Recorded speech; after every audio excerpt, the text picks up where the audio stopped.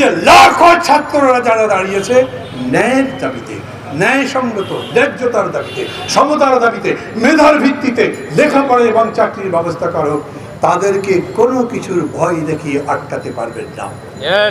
অতএব গতকাল যে কাণ্ড আপনারা টেলিভিশনে দেখেছেন ঢাকা শহরে, এটা তো আমরা পাকিস্তানি বর্বর হামলাদের মুখেও এরকম দেখিনি।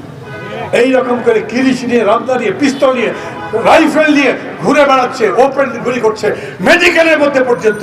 যেইখানে এইরকম একটা বিভাগ চলছে, জরুরি বিভাগের মধ্যে পর্যন্ত ঢুকে ঢুকে ওই আহত ছাত্রদের ওই হুমকি দিয়েছে, আর তাদের দেখতে যারা গেছে তাদের পিটিয়েছে।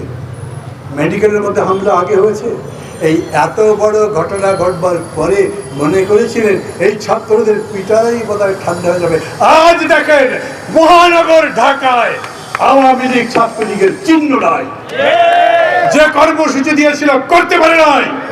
জাহাঙ্গীরনগর বিশ্ববিদ্যালয়ের সমস্ত শিক্ষকরা কালো কাপড় বেঁধে মিছিল করে করে নেমেছেন এবং বলেছেন আমার ছাত্রদের বুকে গুলি, আমার ছাত্রদের উপরে নির্যাতন সইতে পারিনি, তাই বেরিয়ে এসেছি।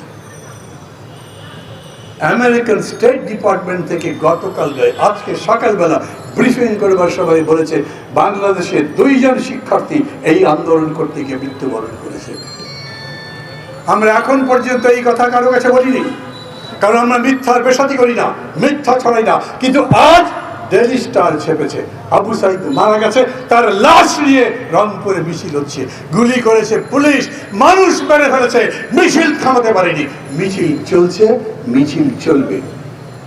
আর একটা খবর এখনো ছাপা হয়নি বোধ হয়, কিন্তু খবরটা হয়তো এই খবর জিজ্ঞেস করেছেন আমার সন্তানকে ধরে পিটাচ্ছে, আপনারা মিডিয়ার লোক তার ছবি তুলে সেটা টিভিতে দিতে পারেন না।